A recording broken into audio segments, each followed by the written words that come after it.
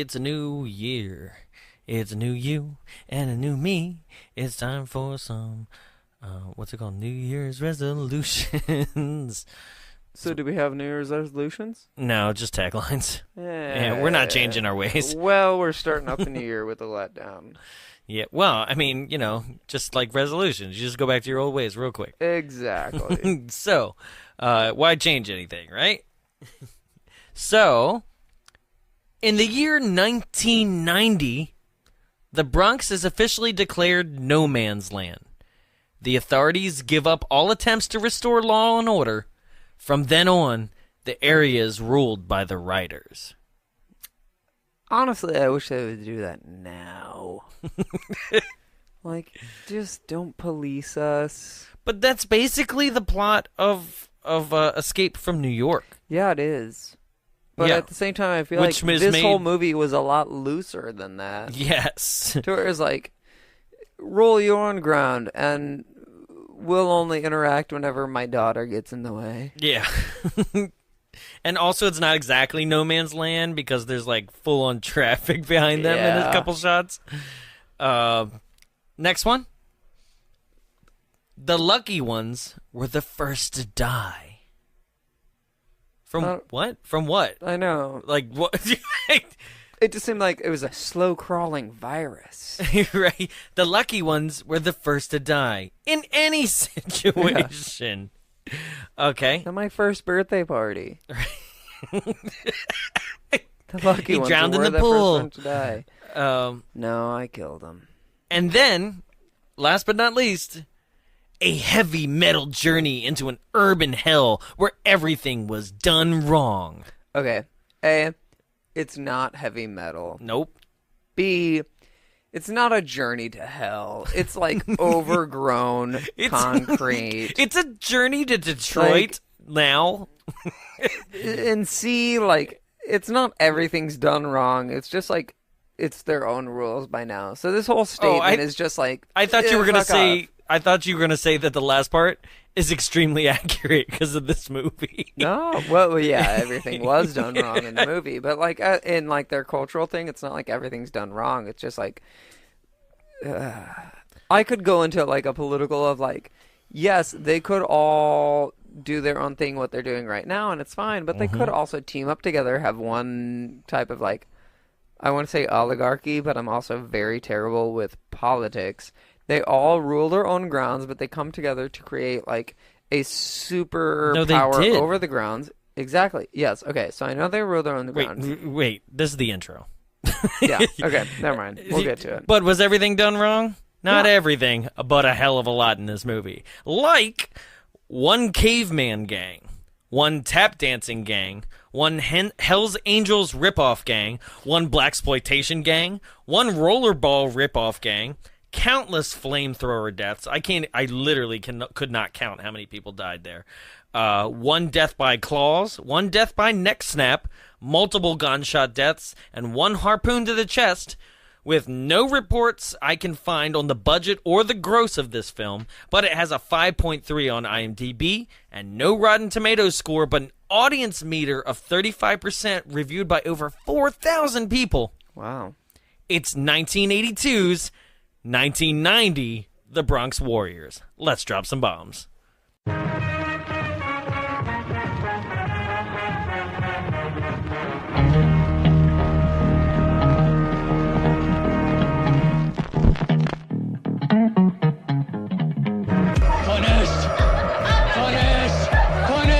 What do you think of that?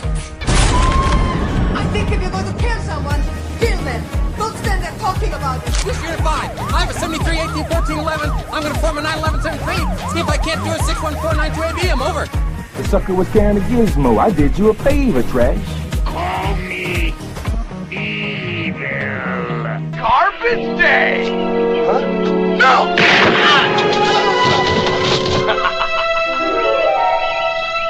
Welcome to Bombs Away, the only podcast recorded inside a projection booth. Joining me in the studio, as always, is... Jared Seifert, and I am the Midwest St. Louis, but like not a warrior, just kind of like a gay, like, like a fun time if you ever want a weekend out, but also like make sure you like plan it a little bit in advance because I'm an introvert, so I don't want to like force myself to go out. So like, let's plan it. Warrior. People are like, can we not bring those guys to the meeting? Because we need to introduce them every time, and it's the longest title ever. We're great. Whenever we go out for fun, but if we get dragged out, it's not for fun. Oh my god, it's the funsies! Mm-hmm. Anyway, today we are talking about 1990, The Bronx Warriors. So if you're wondering, this film was shot in, 1992? 82. 1982? Yeah. And the future is supposed to be 1990s, where the Bronx is a be-all, just free reign. Okay. Do whatever. We've asked this question before. What would you do if the Bronx went rogue? We've always asked that question. I've always said, what if the Bronx was just shut down and then people were allowed to just live on their own, create their own society off the grid? No.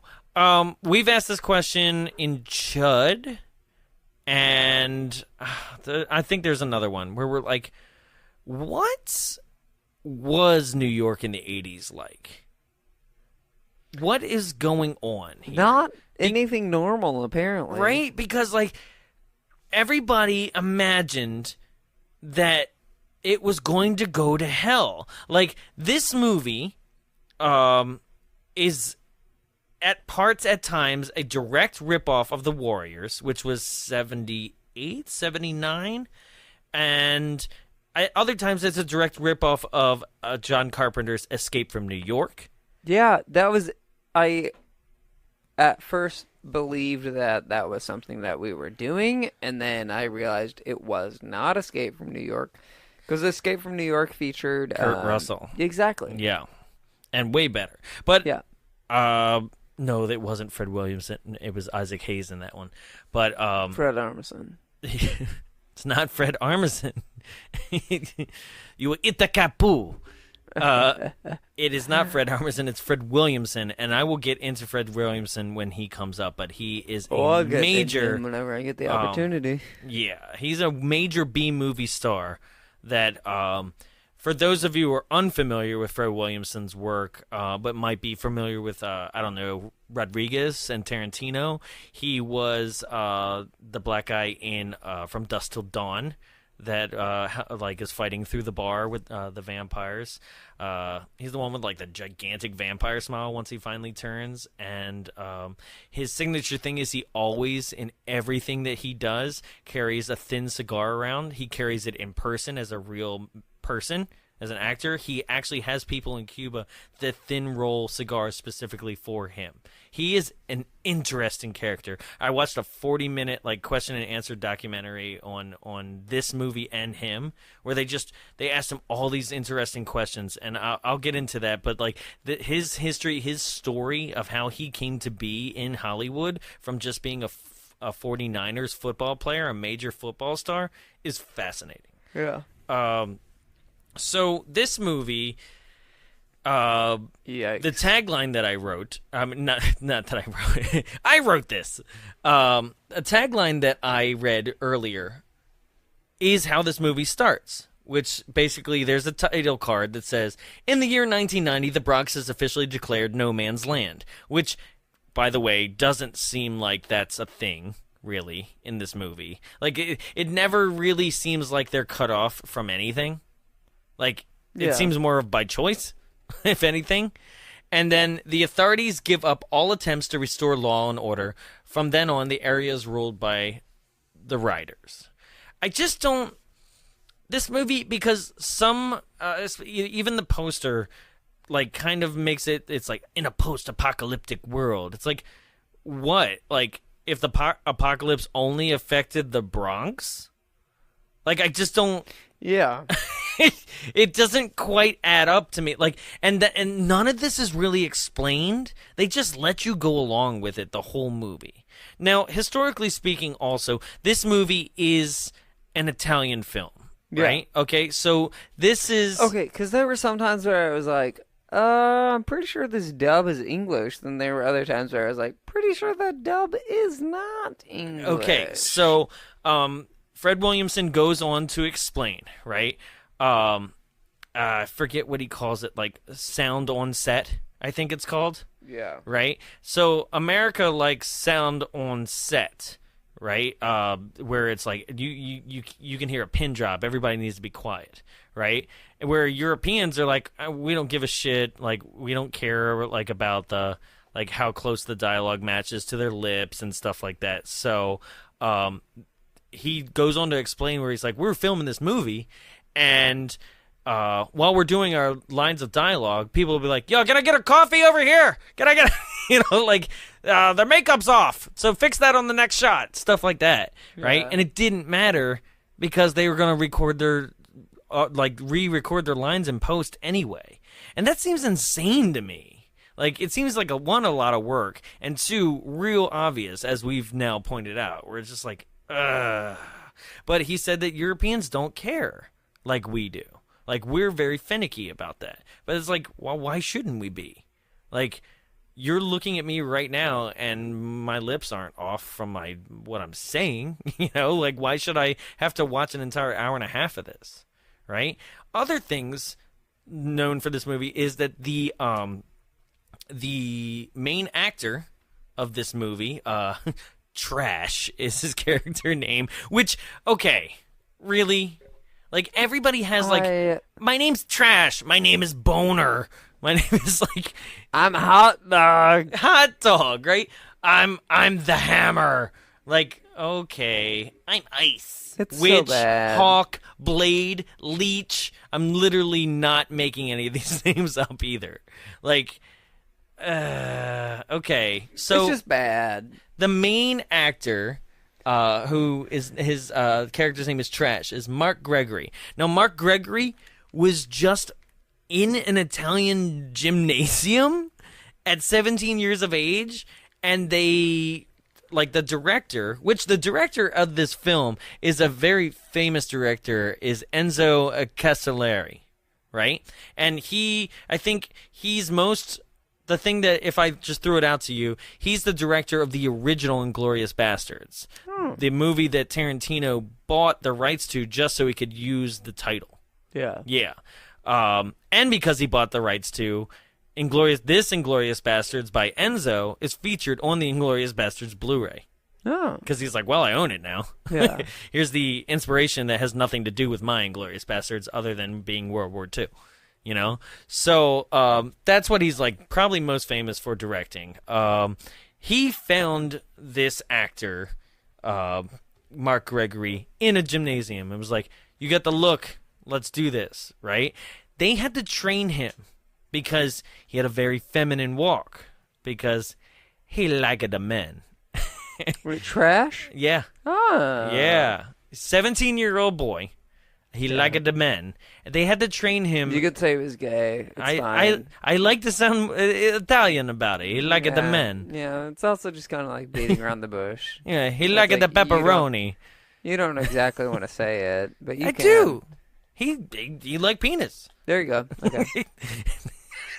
Well, it's one of those things where it's like, oh, you beat around the bush about it. To where it's like, you don't actually what's feel funny comfortable is saying it. no. What's funny is that like Fred Williamson said, he goes, he liked to walk softly in the snow. Is exactly what he said in the documentary, and I was like, he like, what? It took me 3 times because he says it 3 times. Right? He had this walk about him. I walk very politely on snow.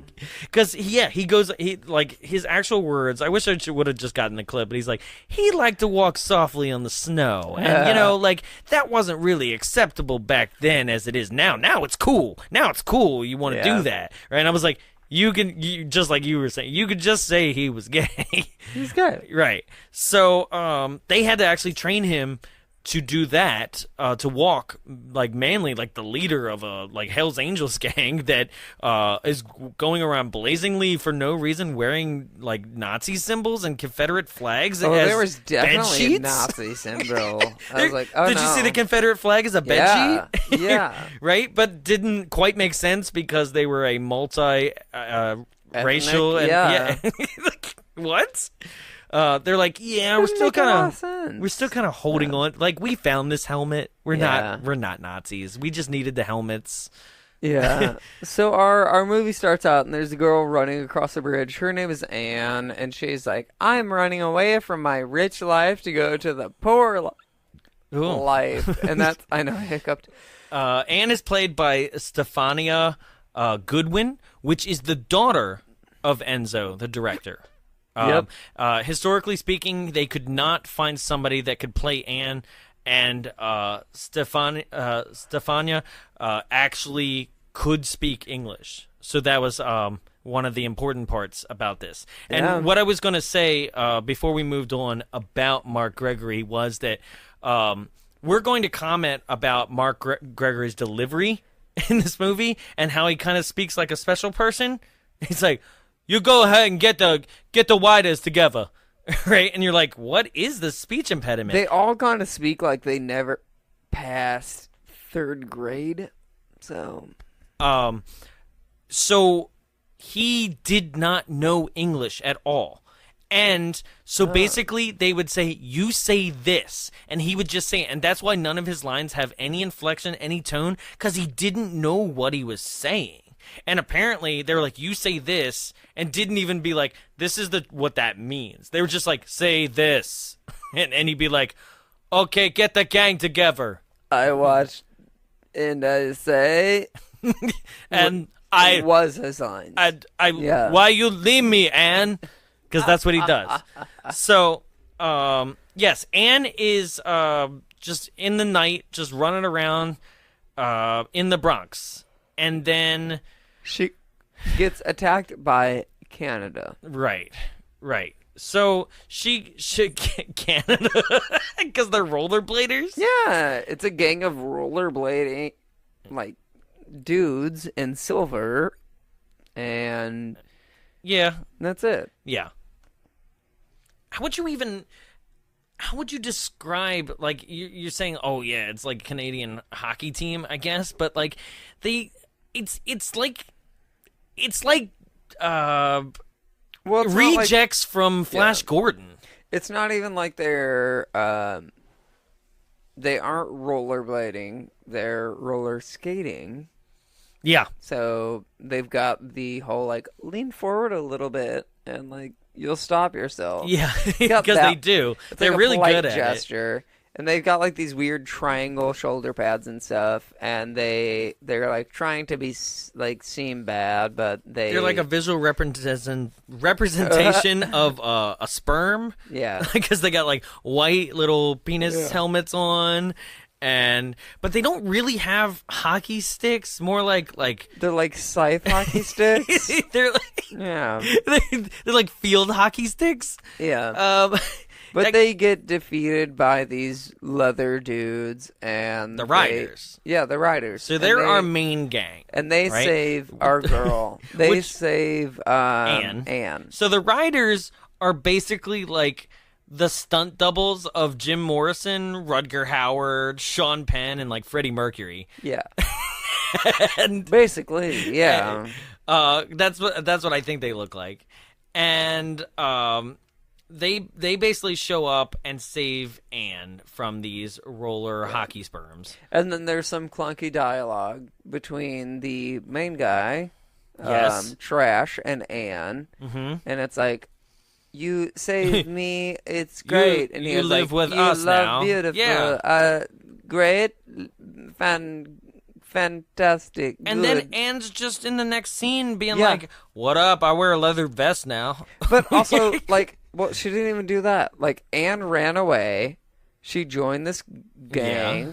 And then she still has her original, like, style of clothing. Yes. Throughout the entire film, didn't have a suitcase. Like, all right, cool, Anne. Doing what you want with your fashion. Whatevs. Yeah, because she was in a white shirt, and then she's in this like royal blue shirt for the majority of the movie after, with the vest on. Yeah. Yeah, it didn't quite make any sense. Meanwhile, Anne's like a deer in the headlights whenever she speaks. There is no emotion. There is no context to anything. But apparently she and Fred Williamson said that he's like, she was good. She was good. I'm like, was she good because you slept with her? Right. Because he makes a joke about the girl named Witch, which is his like sidekick in the movie. He's like, I had a knack for finding talented women that complimented me. And you're like, yeah, I had a knack for finding the white women. Because basically what he said. Like, you gotta listen to this. I should have sent it to you. Like, I just didn't have time. I found it. I randomly stumbled upon it before we came here to this morning. It's 40 minutes, but he's, like, inspiring and fascinating and a little bit off-color. Like, because it's, like, it's definitely because he makes fun of Twister had just come out. Because he's like, you know, my movies were real. My movies had like danger and action, and you were invested in me and what I was doing, right? He's like, nobody wants to see two morons go just run inside a Twister. You gotta listen to it. It's great. He's like, because what's inside the Twister? Just a cow spinning around. I was like, this guy is hilarious. He goes, you run inside a Twister, like I know what's going to happen to you. You're dead. Yeah. Because I'll just go into it because we're about to see him anyway. He's in the next scene, is that Fred Williamson was a football player that first went to college to be a structural engineer, right? Somehow got a full ride scholarship for football, even though he was like, I don't want to do that. I'll at least do track. I just don't want to do football. That's not my thing, right? And then somehow got a scholarship there. The 49ers drafted him before like the NFL merger. And then he was like, okay, well, I'm in California. Why don't I just go down to LA and see what's up, right? So this is like 1968 or something, somewhere in that.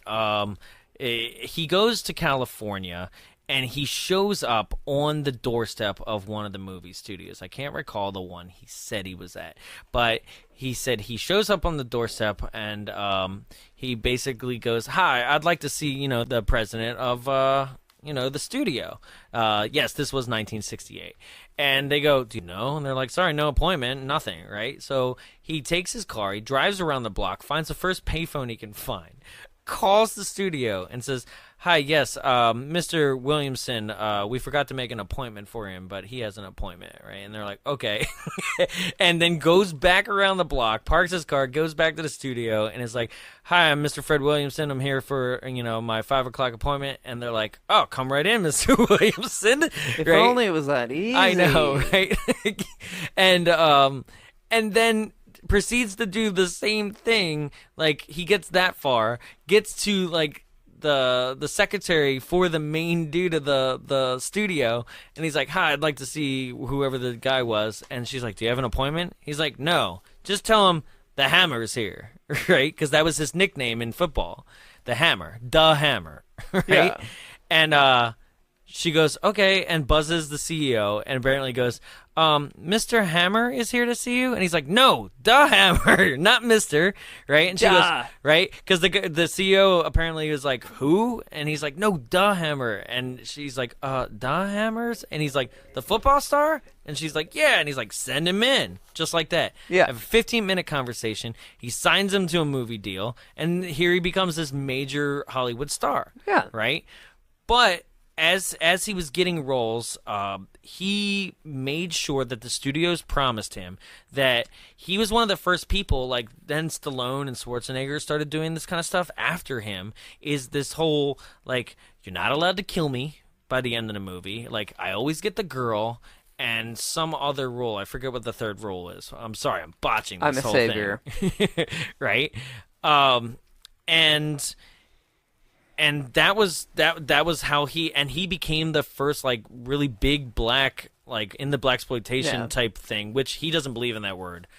He's like, blaxploitation? You're not exploiting me at all. I got paid. That's literally another line that he uses. Like, this guy's awesome. but he goes on to be like, I created a hero when most of the time throughout history, blacks were being used only as basically comedic fodder, because if they were in like a comedic action role or anything, they didn't seem threatening, right? He's like, I was the first like action star. There was an action star where they were like, okay, that's fine. Like, you'll bring forth this whole black action star, right? But then, and this is where we get into our film today, is that he realized that when they were selling his movies overseas in the European market, they were selling them for like $3,000, right? Like cheap, super cheap in distribution, right? And he was like, this is ridiculous. We spent all this money and you're selling it for like $3,000 over there. Like, I demand that you sell it for like $25,000. And somewhere along the line, they were like, okay, well, if you come over here and film, then you can like control this whole European market. So he moved to Rome, and he started filming movies like this and other movies in Rome. And then if something needed to be shot in New York, they'd just go over there real quick. So he basically dominated the entire European film market in the 70s and 80s until they couldn't keep up with America anymore at all, and they just died. So, like, that's his story, and it's fascinating. You're like, whatever. All right. No, I think especially because, I mean, he correlates with, his list of movies is so many of the ones that like are on our list to do one day. So like he has a major history and a major role in B movie cinema. So Fred Williamson comes up in this movie in a odd scene, which is apparently one of the more famous scenes, right? Because the body that has been thrown on a piece of wood to murder them, but also it's constantly being underscored by a drummer, a real that is drummer 50 feet away from the actual scene. Hey guys, no don't one's mind. paid. Got a drum there solo drumming. coming up. There is a drummer, and he's sitting on like 2 or 3 like baseball stadium bleachers that happen to be in the middle of this parking lot, right? Well, then later in the movie, there are 2 people being put to rest, and there's a full choir singing, and I was like, are they singing where the drummer was? You mean where they're like, hey, we're going to burn these bodies like Darth Vader. and basically, it's like, they're singing like an off-brand Deus Ex Machina, not Deus Ex Machina. What did I say? I wrote it down. Like Ave Maria? No, they're singing an off-brand of I can't find it. Awesome. So, this drummer is another instance where Oh, Fortuna. Oh, Fortuna? Oh, Fortuna. Yeah. Fortuna. Dun, dun, dun, dun. That one? Dun, dun, dun, dun. Dun, dun, dun. Yeah. Okay. You're like, this is overly dramatic for people that I only met as they were trying to fuck on a staircase. Exactly. Oh, Fortuna. Oh, Freddie Mercury. Yeah. I guess that's the one that dies. Oh, yeah. Well, actually, no, it's like 2 people look like Freddie Mercury. They all do. Do you have a mustache? Welcome to the scene, Freddie. Right. So this scene is another thing where the drummer was just there when they showed up to...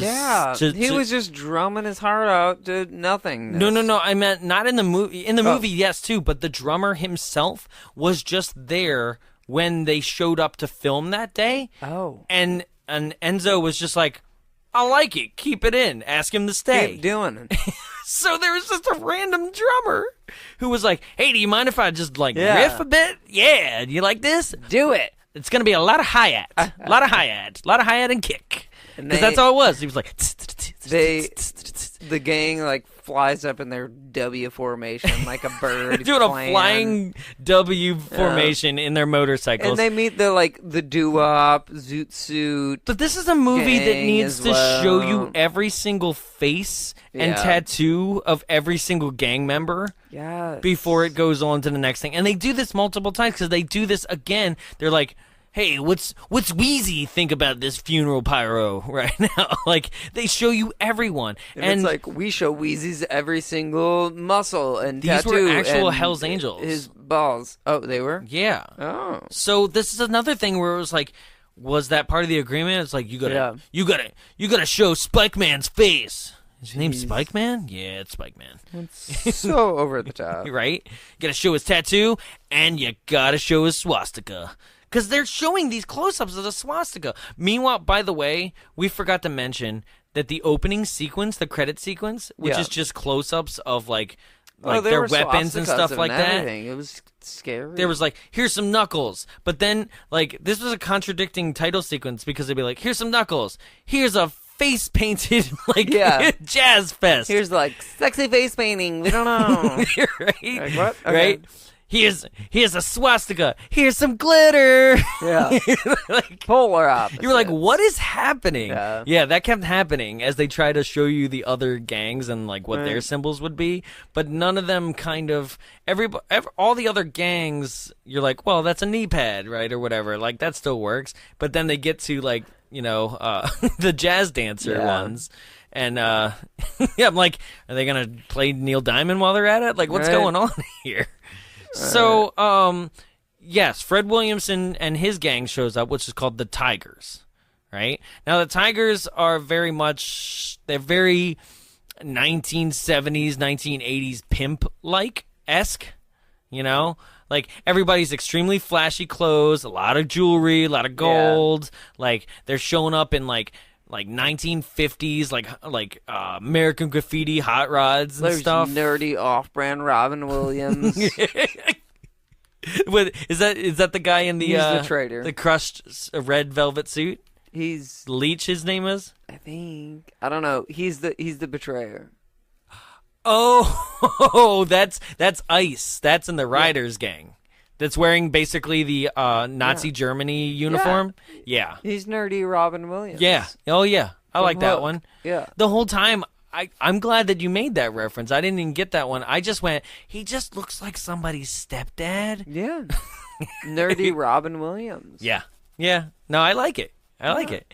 So, they basically show up and is like, somebody's killing our men. And they're like, it's not us. And they're like, well, then who? And they're like, I don't know. Let's get out of here. That was a pointless scene. Yeah. Because they might as well have said it. Like, half of the movie is like, who is that? We don't know. What are they doing?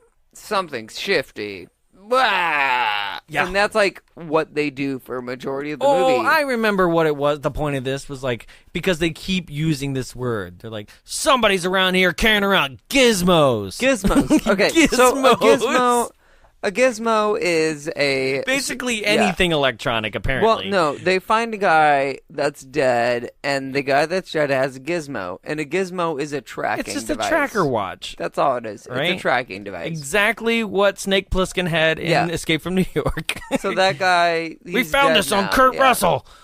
He's dead, and the other gang that was like, we were doing this a favor to you, and they're like, maybe not. And it's like, well, he did have the gizmo. Right. So take their words. The gangs part ways. They basically established like kind of a truce in a way. They're like, I didn't do it. Well, I didn't do it. All right, cool. Well, we got to figure out who did. Yeah. Right. Then we switch over to people in suits. Now, these people are not in the Bronx. They are somewhere else. And it established that they're bad dudes. Well, okay. So this is the thing. You can cover up every single scene with the suits by saying they're upset that their trophy white girl ran away. Who's 17, by the way. Anna's 17. And the whole... Who's 17, by the way? And she's 17. Thanks for that, Jonathan. You're welcome. Real good recap. Because the whole side plot, and it doesn't really make any sense, is that she ran away because these men are the corporate bureaucrats that when she turns 18, she will then have full possession over the arms company that her father, I guess, owned. Well, she was just going to be a figurehead, and she didn't want to be that. And she didn't want to be well, she said that, like, I will be in control of the company, but then they'll be in control of me because they'll run me like a puppet. And I'm like, or you could just be assertive and, like, say no. Like, unless they're like It's gonna not like hold she you was hostage. I genetically don't. bred, Right? Yeah, she just was there. Yeah, it's one of those things where I'm like, well, they could just kill you off, Right. Hope For a better one next time when they have a baby. It's something, Jeez. right? But I love in this scene where, so we're introduced to what I only can assume is like a corporate bureaucrat type guy. Like, Yeah. I think he's the mayor, right? Which is played by the director of the movie. Oh. And then we're also introduced to what I can only assume is maybe the sheriff or the commissioner or something of the police force. And I love where they go, "Where's the girl?" And they're like, "She went on her own initiative." And then the other guy goes, "That's insane!" Basically being like, "A woman who went on her own initiative?" Right. Like, oh, She did a it? woman thinking on her own? That's insane! That's insanity! What is this, 1995? Like, it's so stupid. Like, Oh, that was before when it was made. right? So then we go back to immediately Trash is suspicious of why Anne wants to leave. Because Anne wants to leave because she doesn't want Trash and this gang that she has To fallen... be caught up in the crossfire. Right. Yeah. Right? But she immediately has to explain herself and being like... Because he's like, "Is there somebody back home?" She's like, "It's not what you think. Like... if there was somebody back home, would I be here?" Basically, is what Yeah. she's saying. Like, this place is a shithole. I'm sleeping underneath a Confederate flag right now. I'm bringing it up again, but like, she came there wearing that one outfit, and she still has outfits that are like her own after that. Someone is accommodating. It's so obnoxious. Hey, the to me. writers, Trash, Yeah. Trash is very, very accommodating.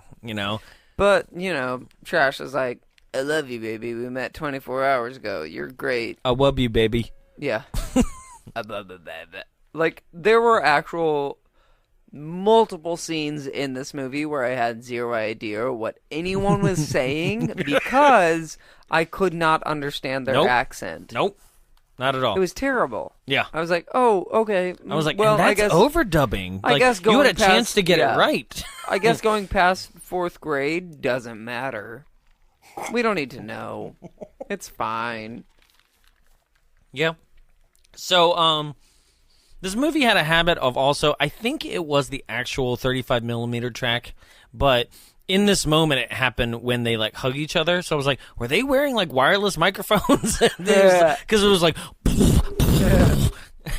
and then, so the sheriff decides to send 2 police officers into the borough to carry out a pointless scene in a bread truck. It's like, let's look at what's going on. And then the bikers are like, "We should scare them with driving."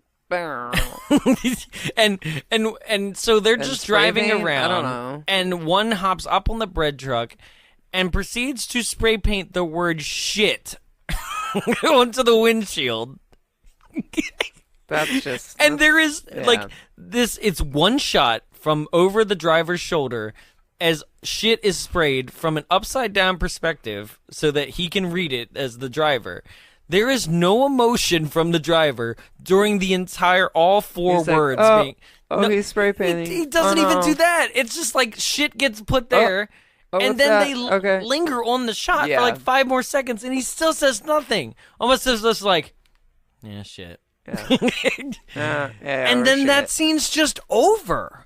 They Yep. don't chase the bread truck out of there. They don't attack it. They don't do anything. And those 2 men mean nothing to the plot. Yeah. Like, was that a bit? I don't understand. No, I don't... Yeah. Right? So another thing that I need to comment on here is that, like, apparently New York did look like this. Yeah. But before gentrification. so did Rome at this point. These, like, a lot of these ruins are the ruins. Everything that's indoors is mostly the ruins of Rome. Oh, I'd love it. Yeah. I want to go. Right? Yeah, it sounds fun. Field right? trip. But I'm just like, God, like, it looks like somebody bombed New York. Yeah. You know? Well, there also are actual places like that. Because at one point I know there's a full-on, psychotherapy, a mental institution on an island off the coast of New York, near New York, that It was just sounds like a plot of a castle. movie. It is. It's supposed to be a very haunted place. Lady Liberty. No, it's supposed to be like a super haunted place, and it's on an island, and it's It also sounds people like aren't supposed to go there. Alcatraz. Well, no, it was an exile island for people with tuberculosis. No, I could be wrong. I This don't know. is just Shutter Island. No, No, it's real. I'll post about it later. I don't Okay. know. It'll be fun. No, you won't. It won't. Just like Yeah, when I say know. I will. Yeah. We Where don't are follow we? up on our promises. So then they're all in this castle, and there are flamethrowers. Yeah, the end. I just jumped everything. I know, right? So, Because honestly, the movie is just like, who did it? We don't know. Who did it? We still don't know. Who did it? Maybe these people. Let's go there. Okay. We're here. Great. Man. Bye. well, okay. So Movie. the hammer. Okay, let's talk about the hammer. That's not an object. That's a person. Right. Now the hammer is a bounty hunter Yeah. / mailman / police officer. Can't quite figure out what, and I don't Yeah. think the movie can quite figure out what they want him to be. Yeah. I think he's literally playing the role of 3 different enemies. Yeah. Where they're like, you're everything now. Like, so we're first introduced to what seems like a mailman, right? Yeah. Which I'm like, probably not the best disguise. Pretty sure the USPS doesn't go to the Bronx bad, anymore. It's no man's land, right? So he mailman walks in, here. He's like, mailman of the Bronx. I've got a tube of mail to send to you. Right? I got a poster in Yeah. here. And he walks in to deliver it, air quotes around, to some one person, and then someone behind him is like, you can't do that. And then he turns and he shoots him with the shotgun because that's what's in the tube.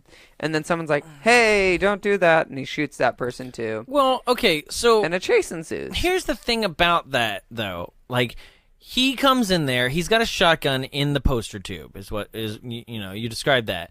But there's 2 people up on this, stairs, right? He's basically gone into the rider's territory.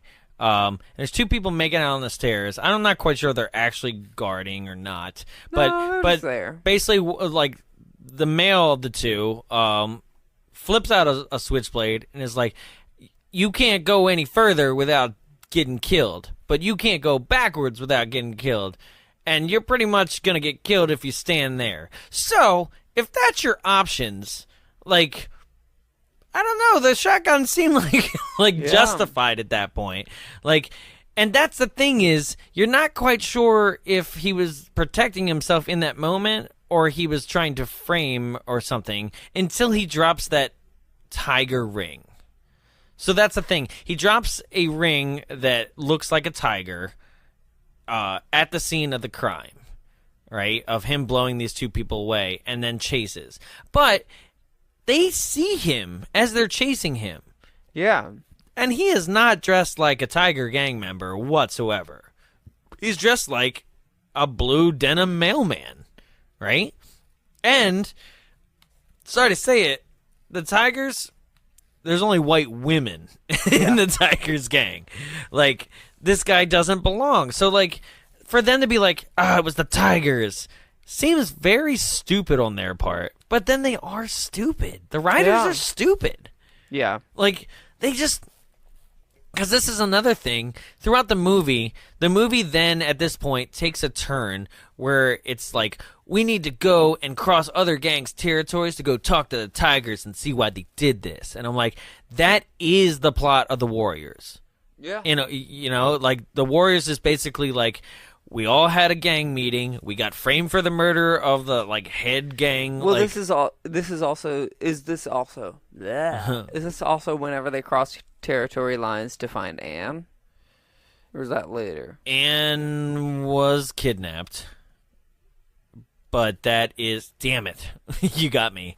Okay, so there's a beach scene. That's right. Anne runs away. Scenes with too many. Yep. gangs. Hold on, we got it. Anne ran away to the beach. Yes. Right? And then they have another thing about, like, I just want to get out of here. And this is where she explains that she is part of that conglomerate, the militia. She's basically a figurehead for a glorified corporation in big city New York that is going to take over 80% of everything. Yeah. Of the arms race. Which I think that means people that are doing handstands and running. I thought it was... The arms race? Well, I don't know. Fallout refers to it. Okay, come on. That was a hilarious joke. I liked it. Mine wasn't funnier than yours either, so it doesn't matter. Running with guns, the arms race. I mean, you're basically doing the whole right to bear Shoulders arms. and below, the arms race. Three-legged man race. I don't know. Damn it, we're going off the rails. So... It's the only way to get through. I don't remember what we're gonna call them. Episode before Christmas break. Yeah, I'm gonna call them the rollerballers because they're the only ones I don't recall them having a name. Is the roller skaters? Oh, right? The Canadian Army. The Canadian Army. You like that one? Okay, so the Canucks they come in. The Canucks. Okay. Are they on a beach? Because the Canadian Army cannot do no, on a beach. No. The Canucks literally. Because apparently there's only one way into the beach. Like pull up Through this like tunnel, driftwood in a tunnel. Yeah. And like block off the whole area so that when Trash and Ann tried to drive back through the tunnel, they're like, "Oh no, we got to move this driftwood." Oh, right? get out of the way. And this is where the Canucks jump both of them, steal Ann, and then kind of like dance around Trash. Right. They throw a net on him. Do you like our Macarena? And it's supposed to be them like drop kicking him and stomping him, but it just looks like they're like doing a Maca 3 Macarena, 4 Maca 5 Maca 6 Macarena, 7 Maca 8 Maca 9 Macarena, hey Macarena, go! And they all turn to the right and then and run away, skate away, right? Yeah, skate away, and no, and they zoom off. So that was really good. That's good. Cheers. I loved it. And then you'd think it was like, oh, Trash is down for the count. No, next scene, he's just back. He's like, yo, so Ann's gone, so we got to go get her too. So we've got to travel across like no man's land through many different like gangs and territories. So this is where you've already seen the Canucks and they're odd, but we're about to see some other odd gang choices. Literally, as I was watching the film, I was like taking notes, and this is the last thing I took a note on was my favorite group, the tap dancing gay face paint group. So they're actually like, da, da, da, da, don't cross us. We're gonna jazz hand you to death. Ba, ba, ba, ba, ba, ba, ba, when you're a jet all the way. Yeah, this was. But if you're a shark, we'll enjoy you to stay because we only know how silver and spray paint works. Stick out your hands, put out your tush, give it a hiss, give it a push. Oh, so my. it was like they love that, a bushel and a peck, a bushel and a peck, and a hug around the neck.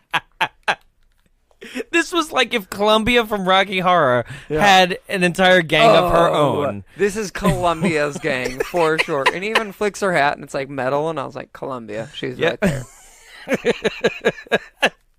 This was ridiculous. So, yeah, they all just come out, and then they proceed to do a tap dance fight with them.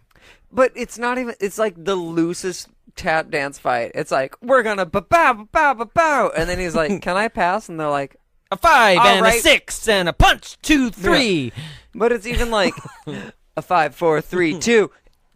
Walk past us, thanks. Shuffle ball change, shuffle ball change. It was less than a 3-minute scene of them being like, we're gonna fight you. You can pass by now. Okay. Well, and that's all we see of the tap dance gang. Well, this is the same thing as although and they that's were halfway through the movie. Yeah, they were like, bye. Okay, so in the Warriors, there is a very memorable gang that is the like baseball players. Sure. Right? So they wear basically like Yankees uniforms.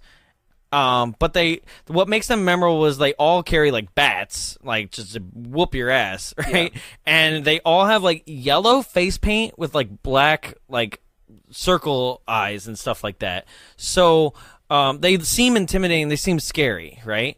Yeah. And they are, and their gimmick is interesting, right?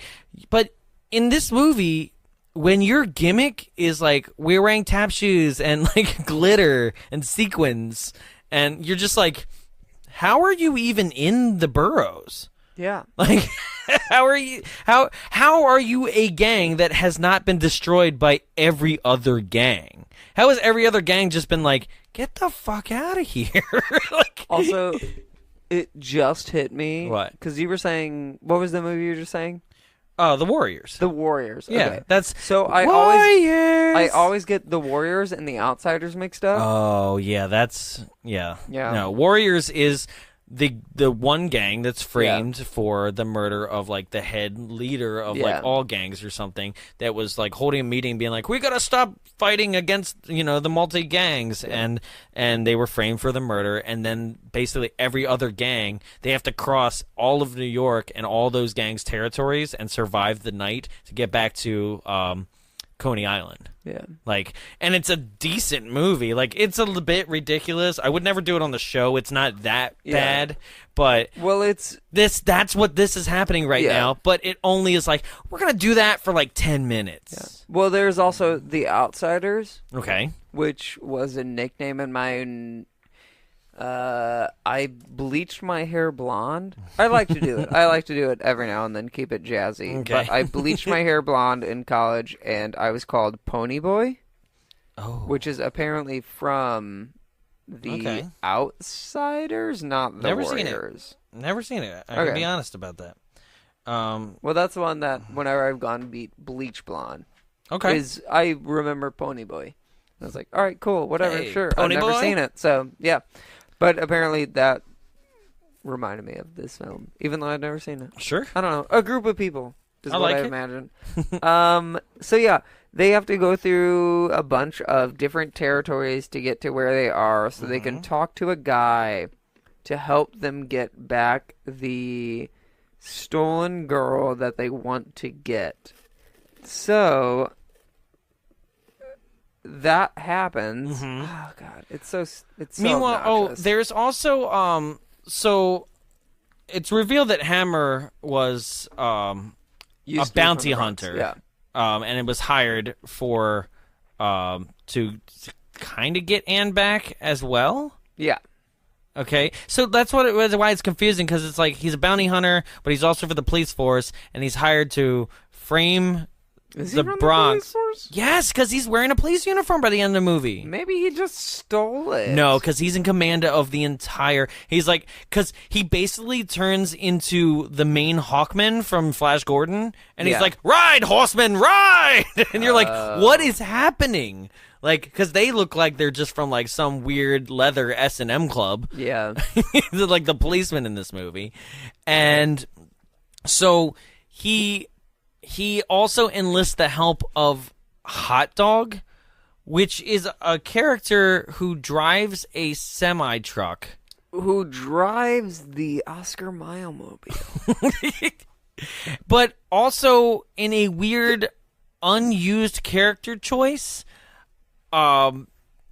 decides that he has one foot that isn't as long as the other one, and so has to have a platform shoe. Yeah. What? And I was like, What? Why? like, does he actually have a platform shoe, or I don't know. yeah. I have no idea and why it would happen.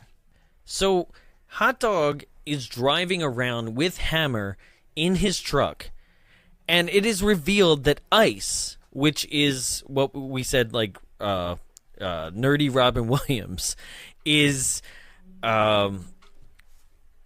actually betraying the riders. He's giving up their information, and I don't really understand what his motivation is to do this. To be a better Robin Williams. But he never does that. Hoo, ha, ah. He's got, like, the looks, I guess, but, like, that's about it. But so then, like, Captain Winky. another guy sees him and, like, tries to warn the others, but then he gets attacked by the trash bag collectors gang, the mop gang. Oh, this is the part. Oh, did you see this? Okay. Yeah, I watched the movie, but I don't know what you mean by did you see Wait, this? well, I know. I got excited. Did you see this? Did I you don't know. right. Probably. Okay, when Ice is like, oh my God, they were like 3 is a crowd, but 4 is trouble, right? Yeah. And, yeah. And he's watching him in the rear view. right. Yeah. And then this guy who was spying on them from the Riders takes off on his motorcycle. Then Ice And takes the other off guy to chase falls him. off. This was a real accident. Eat shit.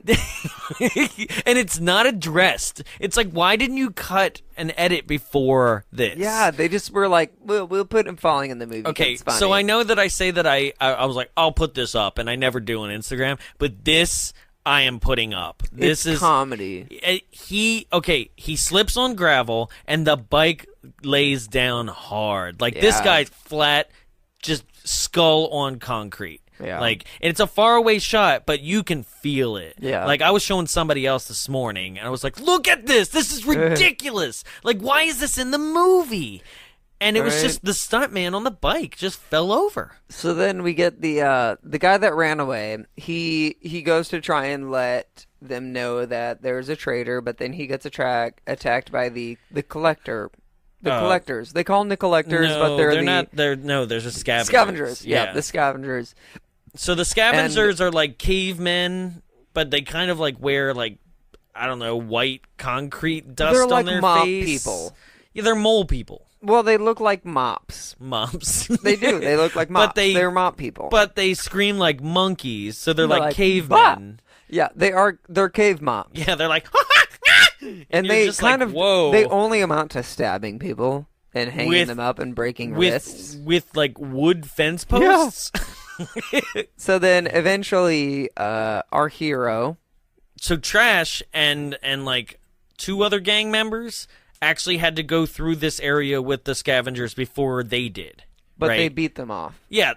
Well, they beat him up.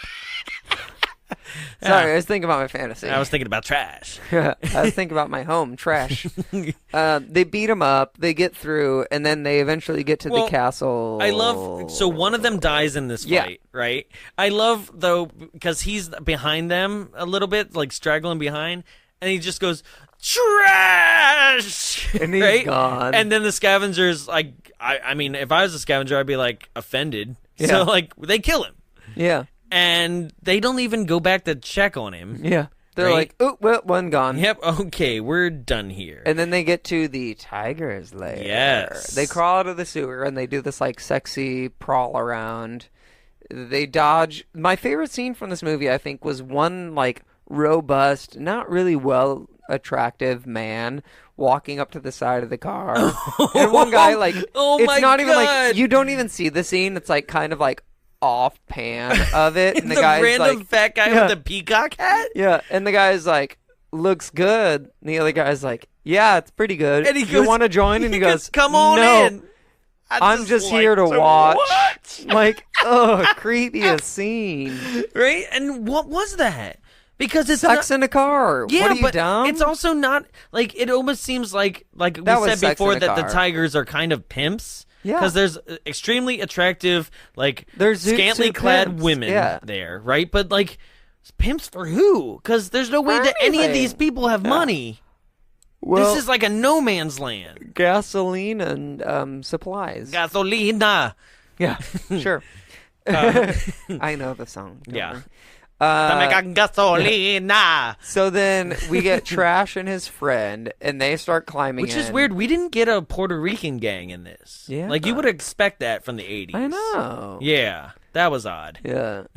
And Anyway, they're all mixed in. But They are honestly, kinda mixed half in. the time I was watching this film, I was like, was it dubbed in a different language? Oh, that's why we don't get a Puerto Rican gang. Or was it Because like they're in Italy. I thought it was I thought it was spoken in a different language and English dubbed. Well, no, because Fred Williamson is pretty solid on his dialogue. It almost No, I know, matches but up it's perfectly. just, their mouths don't always do that. though. No, sometimes, especially if it's like an off-screen, like not important character, you're like, oh, that you didn't Yeah. even try. Okay. Yeah. So they eventually talk to the head of the Zoot Suit gang. This is Ogre. This is Fred Ogre, Williamson. Yeah. And they By the way, his hideout, the Tiger's hideout, the straight rip from like the main bad guy of Escape from New York. It's like they're trying to be classy. They have chandeliers, but like I feel like it was like a real Riker situation. Like their whole hideout was some like weird castle that used to be a mental asylum. Yes. And Riker's Island. Was it Riker's Island? I feel like it was. I think it was. Yeah. Maybe. Yeah. Okay. Hauntings. Yeah. There, because they kill a lot of They people. have a white grand piano playing like music. Yeah, they do. They have a guy who's Why it painted gotta be him white? because it contrasts. Yeah. They have a man who's painted his beard blue and is playing the bongos. That was weird. So, He was like, 2012 Brooklyn? no, it's 1990 Blue Men. No, it's the Blue Man Group. They were it's around. still 2012 Brooklyn. Jeez. Oh yeah. And there is Ogre just sitting on his throne. You know, he's got his main white woman. Well, right his there. throne is his birth, and his throne will be his death. Oh yeah, that's true. I like that. That was my analogy of the film. So then, Hammer Yeah. has also been following them. Yeah, I can't stand Hammer in this entire film. Because, Yeah. like, I know you're a bad guy, but he's also the worst bad guy of, like, he does things, but he does them only to, like, incite drama. Yeah, it's instigate. He's just an instigator. He never does things himself to where it's like, you're such a shit bad person. Yeah. I wish he would have actually done something, and that's why I was so satisfied with his... I was actually so unsatisfied with his death.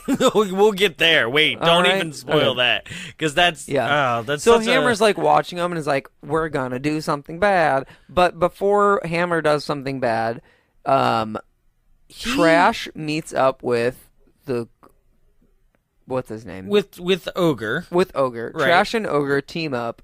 They do something good. They go to the Canadian Hockey League, the CHL. Not yet. Not before. So basically, Hammer upstairs gets like cornered by one of the tigers. Yeah, and he shoots the tiger, which makes them go like, "Sound the alarm!" And then it's like this weird sci-fi whirly alarm. He was like, you're like, that's not an alarm. That's like a Star Trek sound effect knockoff. And then Trash gets like ambushed by like 4 scavengers, and it's like the best shot ever. He's like, bam, bam, bam, like shoots them, and then another one's like in front of him. And he's like, nobody gets the hammer, and you're like, why? Like, just somebody be done with him. But they also see the hammer running off. Yeah, so it's like it's not even a trap. It like the trap is sprung and you failed. They only so the hammer uses the Trash's weapon to kill someone. Mm-hmm. And so he thinks that's going to be a diversion, but they're like, they figure it out. They're like, no, Trash didn't kill him. Right. So then they also figure out that the hammer has established a secret kind of thing going on with the Canadian Hockey League. To kidnap her? Well, they've already kidnapped her. Right. But I mean, like... But they're going to trade her for power. Right. Okay. Yeah. So this is the weird part. Or money. So Trash, Ogre, and his white woman, Witch.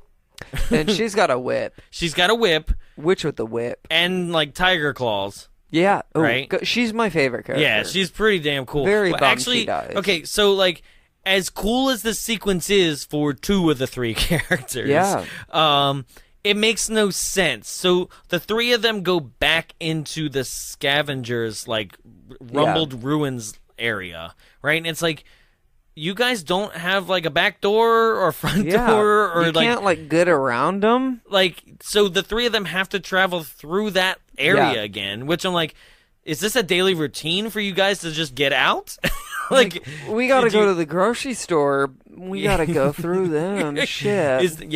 I hope our middle class. It doesn't make any sense, but it's there to give them an action scene. And, like, it's true, like, it's a pretty weak action scene. But Williamson and her, Witch, Yeah. both have pretty solid fight sequences. Oh, like, they do. Well done Yeah. choreographed. And Fred Williamson mentions, he's like, these 6 like scavenger people, like they're my stuntmen. They go with me on every film I go. So like they are well choreographed together and they work as a team, and they actually, those stuntmen are also, the scavengers in that scene are also stuntmen for the Canucks. And they're also, so basically anytime there's a fighting scene, it was basically the same 6 core stuntmen doing all this. So that's cool. Yeah. People that know what they're doing. Right. Yeah. And you can tell Fred Williamson is kicking ass in this scene, and it looks... I honestly believe Fred Williamson was the only good part about this movie. Just punching people in the face, high kicking, like just using his pimp cane on them. I've got a great high kick, so I'll test him on that. Yeah. The other day, someone at work all goes, while holding great a high cigar, kick, and I felt really good about myself. Ooh, great high kick! It was the best compliment I've ever received. And then it switches over. He beats like 4 scavengers, and then switches over to Witch, and she's like whipping people and also high kicking. She's like Indiana Jonesing the shit out of everyone because that's the only other person I know that has a whip. She's Catwomaning the shit out of everyone. Yes, and she has claws like Catwoman. Yeah, she does. So these claws, fist claws. They're not they're fist claws. They're not fingertip claws like Catwoman. They go on the high portion of your fingers, and when you punch somebody, like, so she like digs her claws in. Yeah. And then Trash has his fight sequence. And Trash is like, and I punched Trash. A lot. Yeah, he gets run over like by 4 of them who are like, pile up on Trash. And then like he's like, and Trash's like weapon is a like a butt plug pike. Yeah. And a elbow spike. Yep. It's like basically an elbow pad that has a spike on it. He just elbows people the whole movie. He does it like twice, right? But Fred Williamson and Witch need to come in and save him because he just sucks. He's not a great hero. No. Which is really interesting because, like, folks, look at our cover art for this. Look at the poster that for the cover art for this episode. Look at the poster. He's on the poster being epic. Like, he's... Like, this poster makes it seem like, well, this is another instance of, like, oh, here's a great 80s VHS cover art. Like, look at this poster, Jared. Like, it's just, it's insane. Oh, look. he looks so, like, intense. He looks like, he looks like Native American. Yeah, he does. But also that top gets burned off by the end of the movie. Right? He's holding some sort of laser gun that he doesn't really have unless you count the harpoon at the end. It kind of looks like one of the flamethrowers at the end. Yeah, a little bit. It's like a combination of a couple things. You have Williamson on the cover. Here's another thing, like, their motorcycles had that cool, like, skull that was like a Halloween, like, 80s, like, light-up skull. Yeah. Like a plastic skull. But then it was, like, never came back. It never referenced. You'd think they'd be called the Skulls you'll see it later, something. but, like, they suck. I don't know. No, none of it, right? He looks like an amazing hero. He is horrible.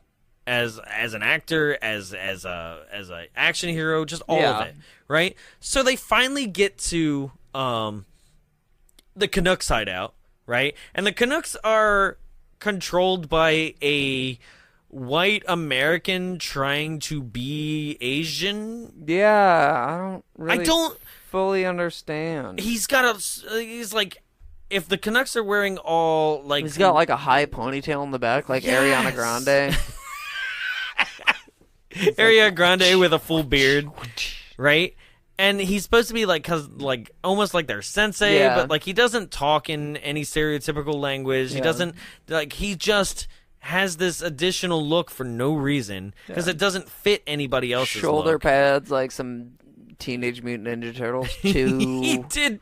Secret of the Ooze, looking like Master Splinter before he transformed. And then Fred Williamson shows up and is like, are you still loyal to me? And he's like, of course. And he's like, but also not. Like, literally in the same line. He basically is like, that bitch over there that's chained to the wall says differently. Yeah.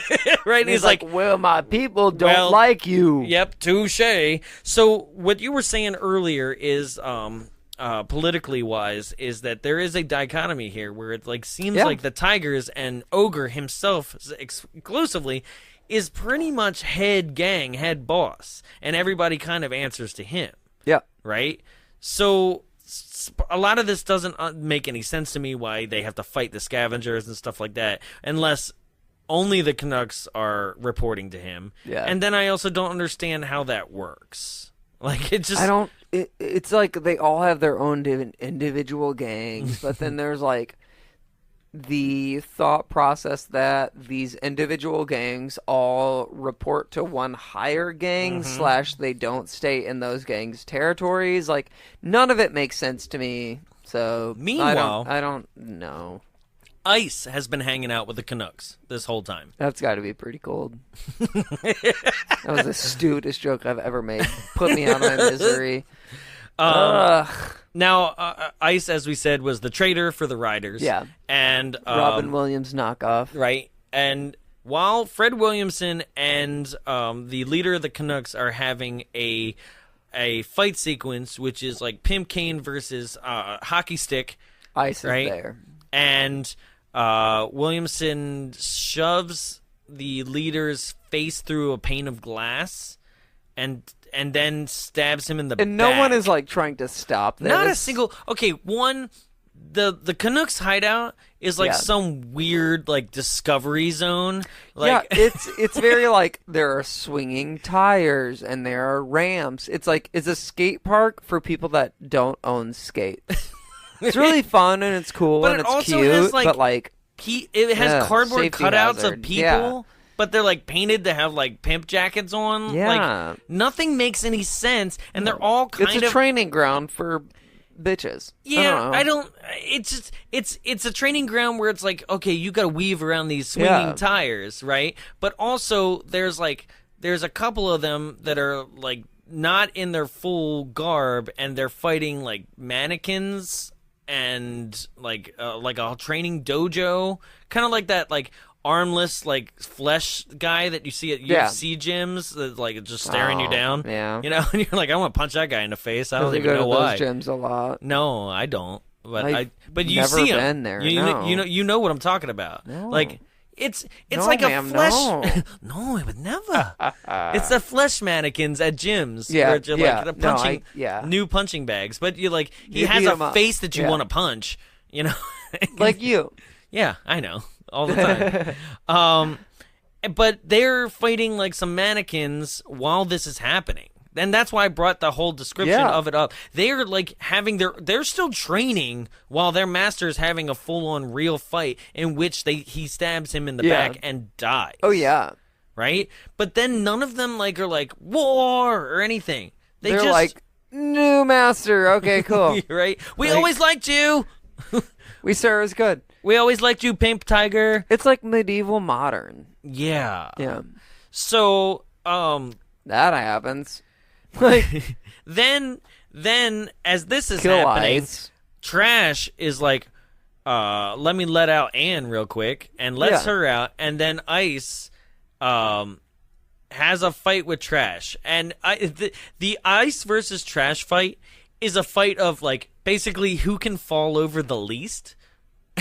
Because like every single one of them is just falling over each other, falling over like columns of rock, like until finally Ice falls over and impales himself on some sort of spike that was on the ground. Yeah, he like fell down a few stories. It was all the stabby stick that he stole. Oh, the same from, stabby stick. Yeah, the stabby stick that he stole from Trash. Mm-hmm. It like fell to the ground a few stories then below, landed but then right side up. exactly. He landed on top of it, so it was like your own demise. You you're fine. You're dumbass. stupid.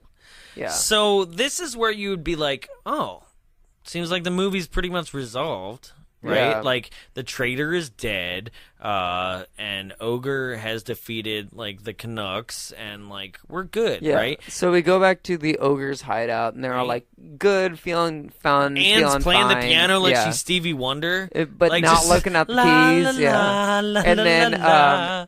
and then the leader of them, the ogre, right? Ogre. He's like, I got a surprise for you, you idiot. You're so dumb. And you're like, no, I hate fighting. And then he's like, it's a birthday cake. Because we're a gang, but we're also trying to win that season of cake balls. But also because it's a birthday cake that's shaped like the buildings of New York City. It has the Twin Towers. Shaped like four buildings of New York City. Yeah, it has the Empire State Building. It has like flags on top of these buildings. Like, they were trying to win cake boss. But you know what this birthday wouldn't be completed without? What? A ruining. A ruining? A ruining of flamethrowers. Oh, I was like, The Ruining? The Ruining. That's probably a movie. That's my movie, The Ruining. Oh, yeah. It's about my vet. So, meanwhile, Hammer has put on his S&M police uniform. Yeah. It's like, I am the police chief now. Right? Yeah. And you're like, and there's I didn't know that was your job. This entire plan about he's like, basically, we're going to burn down the boroughs. Yeah. And we're going to rescue Anne on a helicopter. Which is ironic. Which is ironic because that man died by getting his head chopped off in a helicopter while filming The Twilight Zone. Yes. Oh, my God. Yes. Oh, my God. You don't have to look it up. I'll take Major your word trivia for it. on that. Jesus. Yeah. Vic Morrow tragically died while filming, what's it called? The Twilight Zone Just do movie. your full bio. It'll tell you there. Yeah. It's God. Yeah, but it's really unfortunate. 1982. He died the same after filming this. He went to the Twilight Zone movie. 1982, he refocused his drive and made a comeback in the Twilight Zone movie, but was unfortunately killed on the early morning hours of July 23rd, 1982, in a tragic freak accident on the set while filming a scene involving a helicopter which crashed right on top of him and two young children. Oh, well, I hope the kids were good. The Hammer. I don't know. Yep. Vic is also the father of Jennifer Jason Leigh. Oh, what was he in? What do you mean? Oh, she in? She in? Oh, God, well, Jennifer Jason Leigh is famous for a couple different things. She's famous most recently for The Hateful Eight, but she was also in Single White Female, Dolores Claiborne. Let me see. Twin Peaks. Yes, Twin Peaks. Amityville: The Awakening. I'm gonna Fast Times at Ridgemont High. That's the one that she's Kill most Your famous for. Darling. She was in Kill Your Darling. So that's his daughter. Revenge, Weeds. Oh, she was in Weeds. Oh yeah, Weeds. She's the sister. Yeah. Yep. She's what's her face's sister. Yeah. Yeah. Yep. Oh, okay. She's Oh. Yeah. Oh, wow. Oh, okay. Oh, it goes on and on. Yeah. I mean, Jennifer Jason Leigh has had a very substantial I like her. career. I didn't realize. Yep. Oh, and she was in the TV series of Walt Disney's World of Color, which is actually what inspired the World of Color show at Disney California Adventure. So, cool. Yeah. So, that's his daughter, and that's the unfortunate thing that happened to him was a helicopter crash that took his life. Turn. Same year as this film. Yeah. Yep. But so it's ironic that he's like, we're gonna play with a helicopter, and he pretty much rides around a helicopter in this whole time because it's like that would come back to haunt you. Yeah. And he decides to take his entire police force of S&M police officers that are on horseback. I don't know where they got the horses. Yeah. And he's basically like, "Ride, horsemen!" Literally says that. Ride. I feel like it was a biblical thing of being like horsemen that are more than four. Yeah. And these people decide that they are going to flamethrow everything in sight on an entirely brick building. Yeah.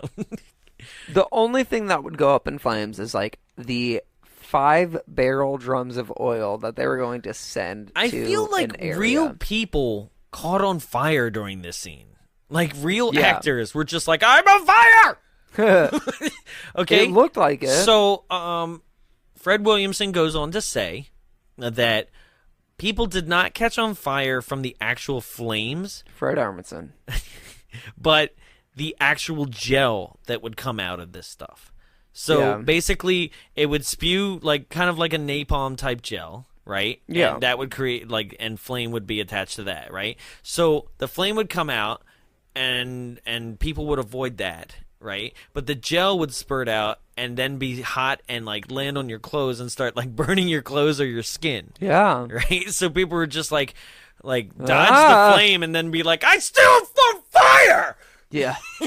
Like, I could feel that. Yeah. There are a few people that I was like, oh, I'm sorry. they're shooting them right in the face. Okay, so what he said about this scene also is that in order to like film the like where they shoot the barrel basically directly at the camera lens, and you can tell this if you go back and look at it now, is that they put up a plate of glass between the flamethrower and the camera lens. And the flamethrower would directly shoot right at the camera lens, but it would hit the glass, right? But the glass wasn't tall enough. Oh. So the flame would hit the plane of glass, go over the top of it, and then singe the hair and the eyebrows of the DP and the director. They deserved it. But you can tell it's hitting like a wall of glass, and it looks really cool. Yeah. And this is another thing they believed, like Italian filmmakers believed, that we're going to try to do things as realistic as possible because we don't have the budget to do what Hollywood does. Yeah. So they would do things like that where it's like, we're going to make real fire, real flames. We're going to like have actual horses falling down and catching on fire. Like, we're going to create mayhem, right? We're going to make the Bronx. Yeah. And so in this scene, we also get the death of Ogre? Ogre, yeah. whip lady. Yeah, she gets shot. Witch gets shot. Just straight at the back. Like, Witch done. gets shot. The ogre gets... He gets 3 in the back. Yeah. Right? And he crawls over to his throne and dies there. Lights which up I a was cigar with the flames. I was like, that's the way to go. I felt so proud of him. I was like, dude, if I'm in my own, like, mansion... I'm going to go to, like, my room and die like a king. Well, this is what he said. He negotiated that because they were like, you have to die. You're not, like, the main guy, right? And he's like, I don't die, right? And they're like, well, you have to. Like, that's good. And he goes, well, if I have to, I'm going to write how I go out. Right? I'm not going to go out like a bitch and just get shot. Yeah. He was like, I'm going to crawl over to my throne. I'm going to light my signature cigar up on the napalm flames and then, like, melt. I love it. Yeah. I thought that was the best part of the movie. Oh, yeah. I was like, that's the most character choice. Yeah. He's kick-ass. Everything he did. So after that, it all kind of just goes downhill and becomes a boring movie. Trash and Anne are kind of doing their thing. Oh, yeah, Anne gets shot. Anne gets shot She twice. saves Trash. Yeah, she, like, jumps in front of bullets and is One like, bullet gets heard and 2 bullets get shown. Yeah. Like, 2 exit wounds. But Anne dies, and she's like, remember me, I'm white. Yeah. Is essentially it. Yeah. And then Trash is like, you won't get killed for no reason. Right. And so everyone's dying, and while that's happening, he takes a grappling hammer gun. is up. Yeah. Hammer is up in the like ceiling. a circle. There's a circle hole in the second floor where he's been looking down on everything, being like, ride, horseman, right? And he's just laughing. Throughout everything that we've been describing with the napalm, he's just up there being like, ha ha, yeah. And you're just like, why? Like, do something. Yeah. Like, because he's not even commanding, really. He's just up there, like, ha ha, and you're just like, could somebody just do something about this guy? Yeah. And so, out of nowhere, Trash has a harpoon. Well, he picks it up off the floor. Yeah, picks it up off the the floor. only so time I've noticed officer, something. right? And shoots a harpoon into Hammer's chest. Just dead aim, right? Yanks it down. Hammer, like first He's the like, harpoon, "Ugh." he leans against the wall, right? And then is like, wait a minute, I need to fall the other way. And falls through the hole. And then Trash proceeds to take and drag him on his motorcycle. And then basically it's like, I'm just going to drag the guy around it a bit. So if you want to start the credits, that'd be cool. Yeah, he ties it to his motorcycle and then is just like, here we go. And then the movie ends. Just freeze frame on him rolling out. There is no solution to mid-drag. what happens to the company with this figurehead daughter that they 100% needed and killed 1 million people for. You don't even know if Hammer's going to die. He just is getting dragged behind a motorcycle. The movie just ends. He's and like, that's so anticlimactic. I got some things to do. Guys, you want to roll these credits? I'm busy. Yeah.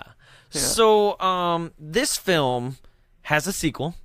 Yikes. It does have a sequel. So maybe that's what happened to Hammer after that. I hope not. I mean, this was a fun one to start out the new year with. I will say that. Yeah, that is something. I want to say that there was this whole movie was actually inspired by the director being in New York and missing his subway stop and actually going to the Bronx and almost getting robbed. Oh. So this whole movie's like, I'm terrified. The Bronx is real. It's a real thing. Well, right? yeah, it is. By 8 years from now, this place will be a shithole. Well, give it time, it'll be worse. Right. So yeah, that's 1990, the Bronx Warriors. You got some W's? I don't know. I think I would show this to people if it was like... If you're a fan of Fred Williamson, that's the only way I would show it. What else was Fred Williamson? I don't know why, but I feel like it was he was in MASH. Calrissian. No, he's not Lando. Well, then but never mind. If we're talking about like, oh, it's Jim Morrison's stunt double and like everything else we did in this thing, then it's like, yeah, he could be Lando Calrissian's stunt double. But no, Fred Williamson, like I mean, if we listed off Jennifer Jason Leigh, we should probably list off his too. I mean, yeah, he did so many interesting films like back in that like blaxploitation like grindhouse era. It's hard to like those who know it, like he did a lot of just like the Bronx. He did Warrior of the Lost World and Warriors of the Wasteland. A lot of Warrior, like people were into that with him apparently. Mr. Mean was another big one from that time. Half Nelson was a TV series and The Equalizer as well. Delta Force Commando, things like that. Black Cobra, a lot of Delta Force, which is all canon films. And then he, like I said, the thing I recognize him for the most that isn't from that time period is from Dusk Till Dawn. But also he went on to do some other films, like he did Starsky and Hutch. Oh, okay. And the 2004 one. Never mind. Yep. He went on to do. There's a couple different things that he's in production for now. This is a film I want to do. Yeah. It's so I'm like, do I even get to say it? Like, oh no, don't say that. This trailer. Never mind. Yeah. No. Boss Nope. N-word. Yeah. Is what it is, right? And it is not But the word boss N-word. I need it to is... off air. I need to show you this trailer because it is amazing. Well, for another time. Yeah, no, I think, but it is hilarious, and he's basically playing, and I've always wanted to watch it in its entirety. He's basically playing just like Blazing Saddles. He's a black man that becomes sheriff of a Wild West town. Right, and is just like slapping the shit out of Whitey the whole movie. Good, Whitey deserve it. Like just taking this town over, Yeah. and people are basically just like in Blazing Saddles, being like, "I can't believe we have a nah for," you know, Oh, like, no. yeah, and he's like, "You gonna call me that? Is that what's happening right now?" Like it's like Okay. that, and it's so funny. Oh, you gotta watch this yikes. trailer because the trailer has a theme song. Which they sing boss N-word. Nope. Not doing it. All right, so that about does it for us. We'll get Kevin back in here. Great having you all here. Bye. But Fred Williamson, that is like that. I want to watch that one. So, yeah, my W's are like, if you're a fan of Williamson, I would show it to you. Like, go watch The Warriors instead.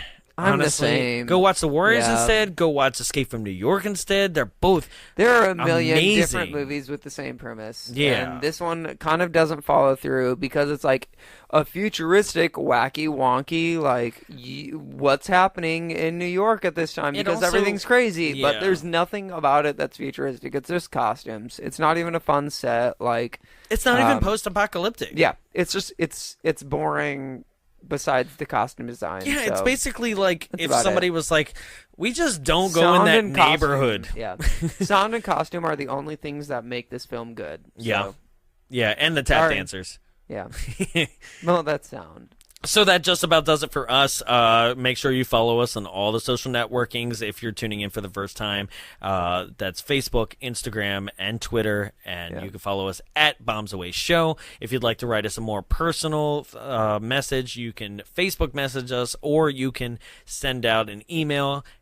Contact at Bombs Away Show is that email. Make sure you rate, review, and subscribe on iTunes. That's extremely important to us. That lets us know how we're doing. Exactly. Like, if you don't tell us, then we're gonna keep doing things that you might not want.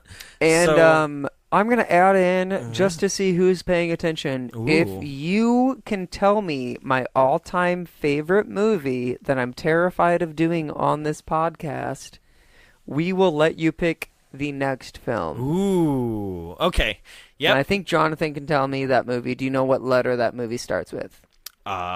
S. Yep. Yes, it does. Okay. Exactly. Okay. That means you guys been listening for more than one You have episode. For one sure. letter to guess with. And if you are the first person to at us on Twitter, Facebook, or Instagram, literally whatever, any of the social networks, you will get to I pick like a that. movie. I like so that. that Yeah. also sees how long you've been listening. So. Absolutely. Make sure you stay tuned. I think by next week, I can't promise anything, but by next week we might have our Indiegogo up for our Comic-Con adventure. So just stay tuned for that. And there'll be amazing prizes that we're going to give away, T-shirts, things like that. Just stay tuned. It's and this is really for the fans helping us, and us like for the fans at the same time. So that just about does it for me. Do you have anything else to plug? No, it was just a fun little plug to see who's listening. What are you watching right now? Dark Dark? on Netflix. Okay. It's a German Netflix original. Interesting. Yeah, it's really good. It's Mm-hmm. really sexy. I tried listening to it with an English dub, and I couldn't do it, which is saying a lot because, I think I remember love- you talking about this. yeah, I think I might have mentioned it before, but It's I kind of love like a haunted stories or something. it's very much it's Stranger Things mixed with It, which is kind of already in the same ground. Sure. But it's German and there's an English dub, but I could not, and I hate subtitles, but I do too, because I feel like it's Yeah. distracting me from the visuals that are happening I on have to screen. read instead of look at it. Right. But this one, I felt like because I speak a good German? amount of German, Yeah? like I didn't know that. I can look at it and I can read it, but I can also I can read it quick and jump back up, but still understand whatever words I missed. Sure. So Okay. that's why I love it. It's so good. It's so amazing. Awesome. It's okay. It's dark. It takes place in woods, which I think is amazing. I loved it. I don't know. I love it. Awesome. Yeah. I am currently back to watching South Park because I'm trying What are desperately. you, a 40-year-old gay man? Jeez. Gay. Okay, older gay men love South Park. Do they? Yeah, it's the weirdest thing. I'll never understand it. They're like, they were the first one to do Big Gay Al. Yeah, I know. Right? And actually, that's one of my most hated, not Al, but is Garrison. Mr. Garrison is one of my most hated characters. It seems so forced. I don't It's know. extremely forced because he basically goes through. He's like the Ryan Murphy of characters in that thing, where it's like, I'm gonna go through every single gay message I can. Where it's like, Exactly. First it's like, I'm Well, you that's know, the first I'm gay, then I'm yeah. transsexual, then I'm not, then I'm. It's the thing with straight shows is they want that gay character to be everything on the LGBTQ spectrum, Right. to where it's like, I'm gay, but then I transgendered to a lesbian, and now Yeah. I'm a lesbian. And I actually it's like just Mr. Slave better than him. Jeez, yeah. But I'm currently on season 11. I'm trying desperately to catch up so that I can play the 2 video games that came out. That's why, because I was like, Because someone needs to do that. no, they're actually really good. They're like, They're role-playing video games based on the South Park series that like actually go with some really clever stories. And I think that South Park itself has gotten smarter over the years. I used to hate it. No, they I will say that's the one comedy that like I will appreciate as being smart compared to every other American Dad, Family Guy. Yeah. The one thing that I am happy about that Disney purchasing Fox is literally shutting down. I want them to shut down Seth MacFarlane. I don't want him to exist anymore. I'm sorry. Wow. That's brutal words. It's what needs to happen. It's like, yeah. Which brings me to a point to end this up is like we're probably going to have to like do Sausage Party. Don't say it. No, that's not him. Sausage Party is like an offshoot. I know it's what's his butt. It's Rogan. It has nothing to do with Seth MacFarlane. But it's a Seth MacFarlane-esque. I was gonna say A Million Ways to Die in the West. Yeah, that's a piece of exactly. Yeah, that's what I'm saying. It's that type. Yeah, I don't know what Charlize Theron and Liam Neeson are thinking in that movie. Yeah. So, yep, that just about does it. Welcome to a brand new year, not brand new. A brand new us. Yeah, we're not. But there are like we just did. We just went on a trope of what we're watching. We want to let you know that like we're not always watching shitty things. Like, and we're going to recommend some good things to you. Like, you know. Like my burps. Like apples. I mean, if you haven't at this point, something's wrong with you, but like, go watch The Last Jedi. It's phenomenal. It's a great addition to the story, and it really is nothing like you're expecting. If you're a fan being like, I know what's going to happen, and I expect it to happen this way, expect to be completely disappointed, and you should be for not taking risks and chances in your life. So other than that, I go see Jumanji. That was good. Yeah. And that's it. Anything else?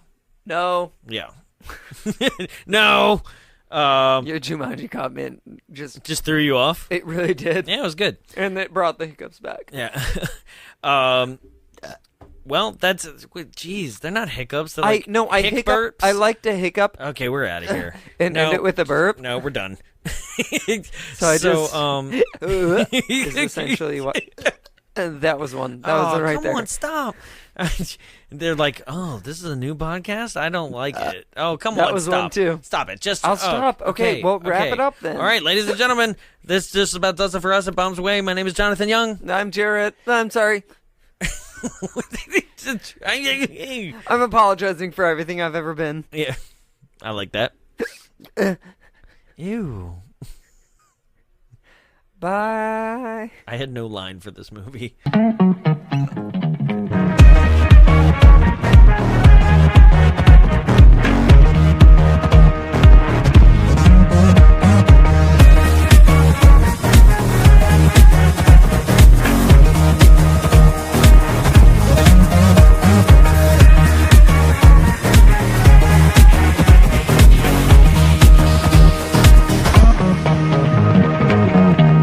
Hey everyone, this is Jarrett with Bombs Away Podcast. I'm here at the Frida Cinema, once again recording for your all's pleasure.